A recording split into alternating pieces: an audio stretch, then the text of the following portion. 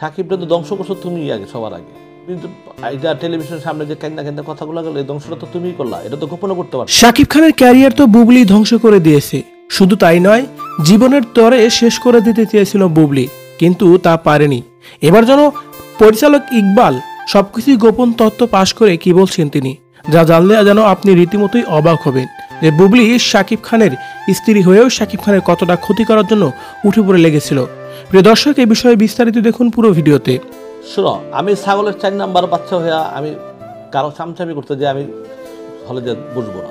শবনম ইয়াসমিন বুবলি এবং শাকিব খানের মধ্যে একটা সময় সম্পর্ক ছিল। শুধু তাই নয়, সেই সম্পর্ক বিয়ে পর্যন্ত না গড়ালেও তাদের মধ্যে একটি সন্তান এসেছে। সন্তানের নাম শেহজাদ খানবীর। কিন্তু তারা এখন একে অপর থেকে অনেক বেশি দূরে আছেন। শুধু তাই নয়, একে অপরের শত্রু হয়েও আছেন। কেউ কারো মুখ দেখতে চান না। এদিকে বুবলি যদিও শাকিব খানের দিকে অনেকটাই পজিটিভ ভাবেও মাঝে মধ্যে, কিন্তু শাকিব খান কখনোই বুবলিকে তার জীবনে আর নেবেন না এমনটি বলেন। আর তাদের এই জোড়া ভাঙার সম্পর্কের মধ্যে ইকবাল এখন অনেক বেশি বুবলিকে ধুয়ে দিলেন। শুধু তাই নয়, বুবলিকে নিয়ে বললেন অনেক কথাই। এ সময় ইকবাল বলেন, বুবলি শাকিব খানকে একেবারেই ধ্বংস করার পায়তারা করেছিল। মানে তারা ধ্বংস করে দিয়ে এখন তোমার লাগে নাকি? হ্যাঁ, এই যে তাদের পলিসি, সেটা আমি নিজেই চাক্ষুষ সাক্ষী।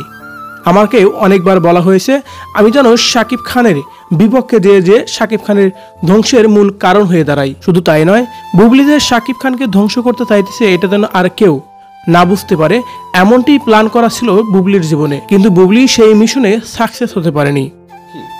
হ্যাঁ, এই যে তাদের পলিসি, এই পলিসির মুখ খুলতে চাই না। কিন্তু আমি দেখো, এরা মুখ খোলায়, কিন্তু আমি মুখ খুলতে চাই না। এ সময় ইকবাল শাকিব খানের পক্ষপাতিত্ব আবার বলেন, আমি শাকিব খানকে নিয়ে সবসময় উল্টাপাল্টা বলেছি শুধুমাত্র বুবলির কারণেই। এভাবেই যেন বুবলিকে দোষারোপ করে ইকবাল কথা বলতেছিলেন। সত্যি এর কতটা সত্যতা আছে তা এখনো বুবলি কিন্তু কিছুই বলেনি এই বিষয় নিয়ে।